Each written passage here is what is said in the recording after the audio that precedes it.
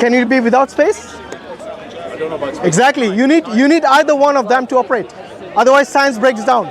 The fact that Stephen Hawking could only go up to the singularity and not beyond that, yes, is because he has realized himself that without one of these components, time or space, you cannot operate. But there may be multiple singularities.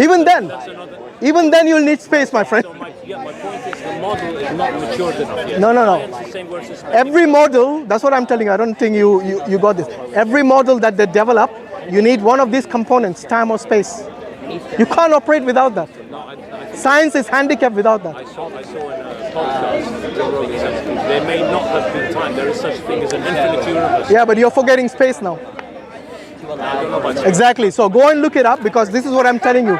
It's not just time. Have you heard of the infinite universe theory? Yeah, it's not a theory. It's a hypothesis. Yeah, it's a model. You know why it's a hypothesis, not a theory yet?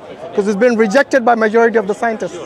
And they have these different ideas that it could be eternal, it could be cyclic, it could be all this, but these are hypotheses. It means they are just a bunch of opinions out there. That's just a bunch of opinions. That doesn't mean 1,000 or 100 years from now they might not come up with something more concrete. Okay, you know what you're saying basically? You're saying that in order for no, but science has limits. You have to, and they accept that. Science does have limits. For example, if I took, brother, just 1 minute, let me finish the point. It's like me giving you a tool, like a metal detector, to go and find plastic. Would you ever? A metal detector? Yeah, to find plastic. Because the technology of a metal detector is not to find plastic. Exactly, so it's a wrong tool. It's a wrong tool to understand the metaphysical. Naturalistic science only deals with the physical, and in order to observe and understand the physical world, it needs these two components, time and space. Without that, doesn't matter how advanced your science is. It doesn't matter how advanced your science is. Without time and space, they cannot operate. These are the fundamental components for them to postulate any theory or even a hypothesis. Yes, they have to do this. After 100 years, they can formulate a good hypothesis that is exempt from time and space. No, because we are talking about naturalistic science. My friend, we are talking about naturalistic science. What is naturalistic science? It has to be either observable, it has to be measurable, it has to be testable, it has to be conduct experiments, and there's no way you can think of any of this without time or space. Anytime. No, anytime, my friend. Anytime. Okay, you think of performing an experiment without space or time on any of these hypotheses. You can't. Well, maybe in the quantum level. Even in quantum level. Even in the quantum level, there's no time, there's no space. Things can exist in two places at once. It exists in a quantum vacuum. That is not nothing. Okay, that's not nothing. Go and look it up. That quantum vacuum is not nothing. So even at a quantum level, you need these components. That's why I said it's handicapped without this, my friend. Doesn't matter how you look at it. So at the end of the day, we cannot say that the universe came from nothing. Okay? And for you to say, I don't know, again, you're taking an agnostic position. So the question is, what is the alternative? I would say that if you break it down to its simplest form, it's either from something or it cannot be nothing. So the only thing is it has to come from something. And in order for this something, it has to be, first and foremost, not dependent, because everything else you see around you, including the universe, is contingent. So it has to be independent. That entity has to be independent, which brought about the universe and everything else. The guy with the cross. Okay, give me an alternative, then go on. Because your answer is nothing. That's not really an answer. Cosmologists don't agree. With what? Have many theories. I mean, I said one cosmologist say time may not have been around. What did I tell you about hypothesis? My friend, you're not giving me theories, you're giving me hypotheses. Hypotheses are claims and opinions of scientists. There's nothing wrong there's nothing wrong in having opinions. But until that opinion becomes peer-reviewed and disproven, then only it becomes a theory. So when you say something, they have to disprove it. Until so, if it's not disproven, then it becomes a theory. But as soon as it, yeah, exactly. So these are opinions, my friend. You can have a million opinions. It doesn't mean it's fact. Yeah. Why are you insisting there be proofs for that? Do you insist they have proofs for what you think? Say again. You're insisting that there should be proofs for hypotheses. That's how science works, my friend. Do you know how science works? In order for a hypothesis to become a theory, it needs to go through peer review. Do you have the same? Do you require that of your religion? Religion is not science. So why would it? Why would you? No. Hold on. Why would it go through the same process as science? If you don't have proof, then you don't know. Yeah, inference. That is the reason. Where did he come from? Yeah. Did he say Boris is? Yeah. Is he? Yeah. Rules for religion are based on logic. They're based on your rationality. They're not based on like scientific evidence. No. Religion.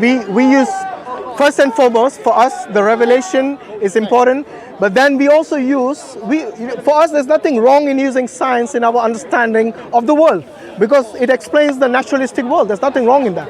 However, sometimes you can use inference to understand, like I was asking you, where did the universe come from?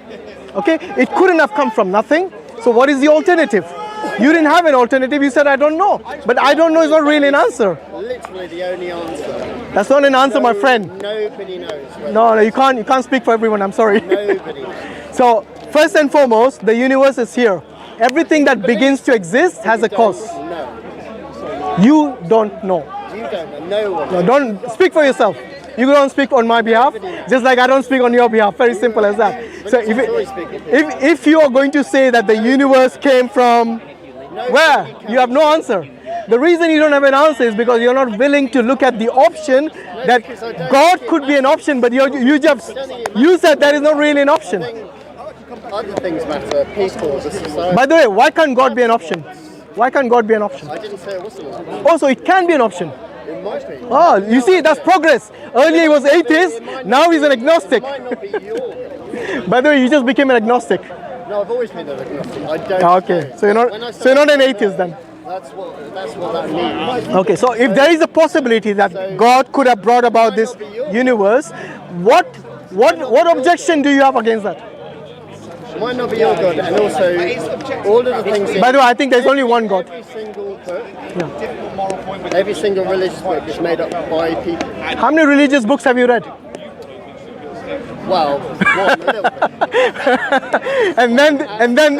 and then you call that you call that logic? Written by people. So which book have you read, by the way? All books are written Is it the Bible? Which Bible? by Bible. You read the Bible. Wow. And you made a judgment. Wait, let me get this right. You read only a bit of the Bible. All books are written by people. Hold on. You read only a bit of the Bible and you condemned all the religious books in the world. How logical is that? Written by people. Of course they're written by people. But one of them is revealed by God.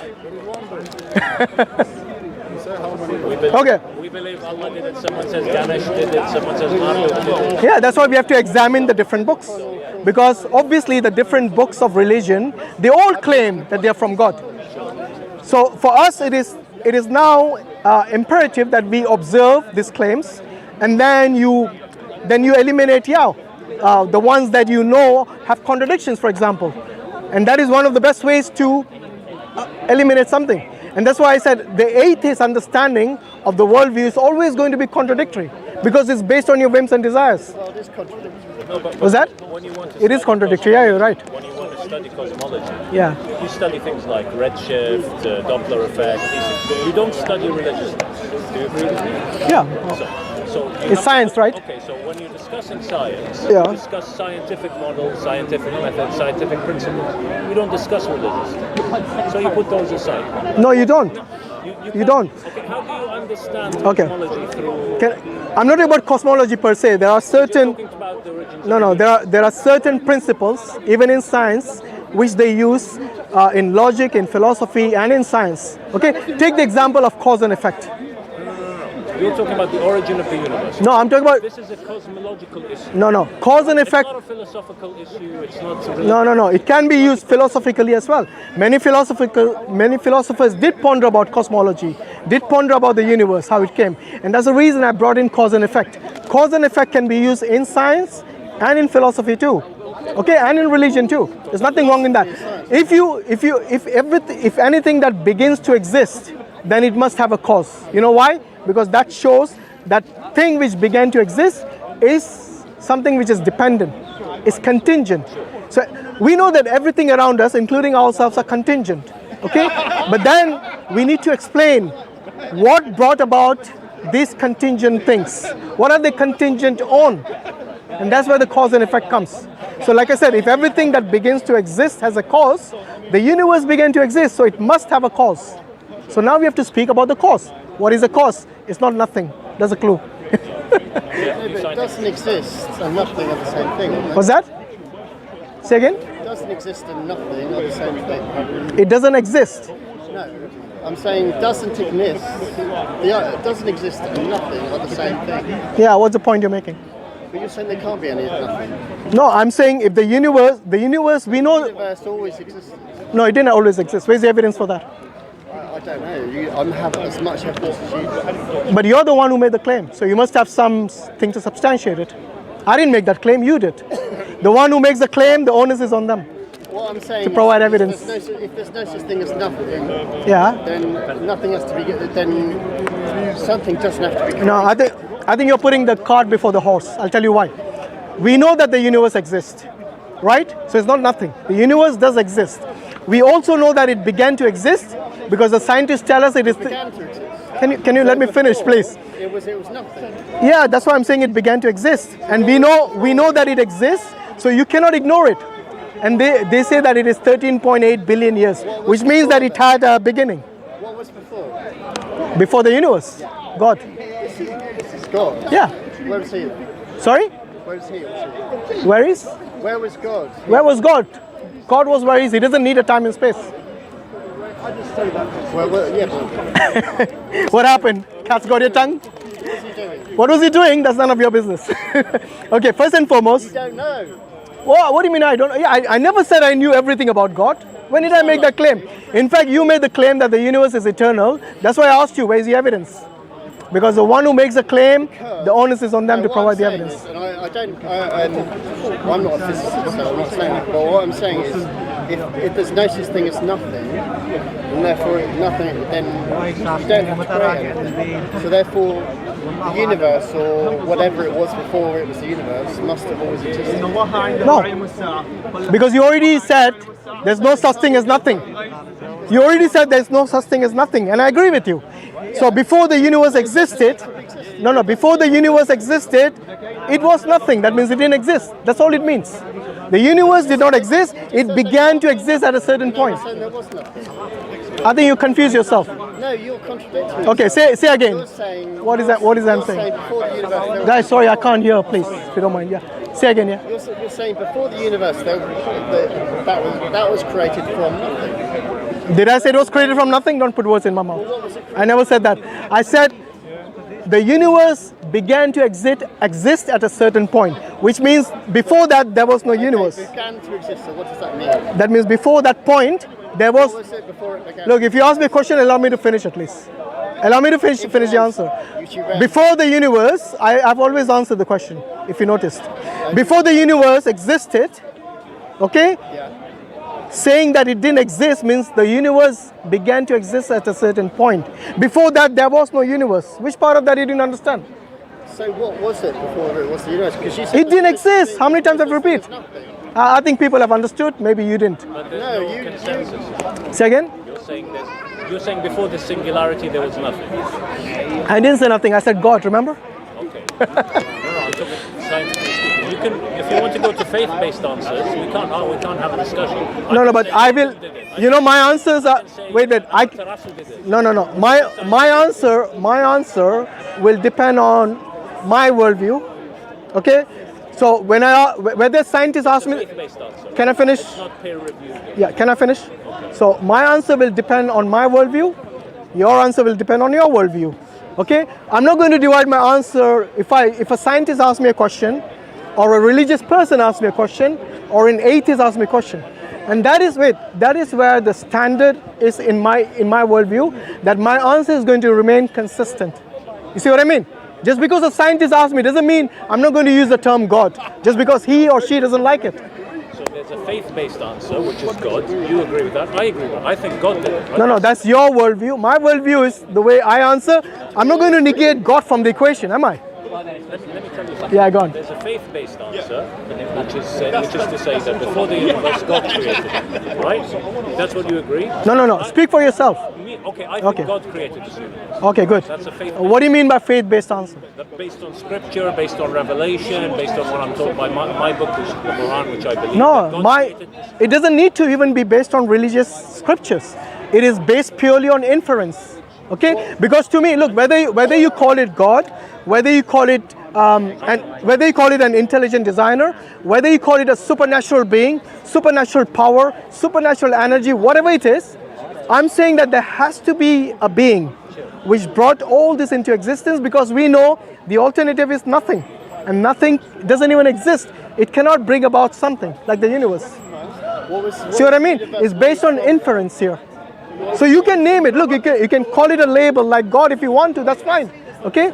But for me, what I'm saying using this, this is called the Kalam cosmological argument. I think you've probably heard about it. That everything that begins to exist, which is like the universe, which began to exist, it must have a cause. And the cause, then we can define, after that we can define what the cause is. What if it was infinite? Second? What if it was infinite? The universe is infinite. It didn't have a beginning. It cannot be. It cannot be. The reason the scientists have... There is an argument for an infinite universe. And it's been shown. But I'm telling you why not. You asked me a question, I'm telling you why majority of the scientists have rejected that model of an infinite universe. But there is still Yeah, it's a hypothesis. Yeah, it's the least accepted amongst the scientists. The reason majority accept the Big Bang model over these other so-called hypotheses out there is because these scientists also, using their own intellect, they have come to the understanding that universe could not have been infinite, because based on the redshift and based on the expansion of the universe, they realized at one point there was this singularity. Yes? And they say that it has to have a beginning. It cannot be beginningless. There could have been multiple beginnings before that. That still has beginning. Even with the multi-universe, by the way, that is also a hypothesis. Hold on. Even with the multi-universe hypothesis, not a theory, because no one has seen beyond our universe. So these are all just, like I said, all opinions. And opinions are neither here, they can be millions of opinions. They haven't even reached to the level of a theory, let alone a fact. What was the universe made from? What? What was it made Matter. from? Matter. Yeah, what do you think it is? Don't you see matter everywhere? Matter and energy. Atoms, molecules, energy. It existed before the universe. Okay, now that's another question. You asked me what is the universe made of. Now you're asking what was it before? Before it didn't exist. I've repeated this several times. I don't know why you don't understand. No, it didn't. Matter is not eternal. You just said the universe was made from matter. Yeah, because if you look in the universe, we see matter and energy. So where did it come from? God. I'm not going to be like this gentleman here that give a theological answer and a scientific answer. No, my answer is consistent, my friend. There are some physicists, Yeah. like Sean Carroll, saying that there was big crunches and big bangs. Yeah, Big it's a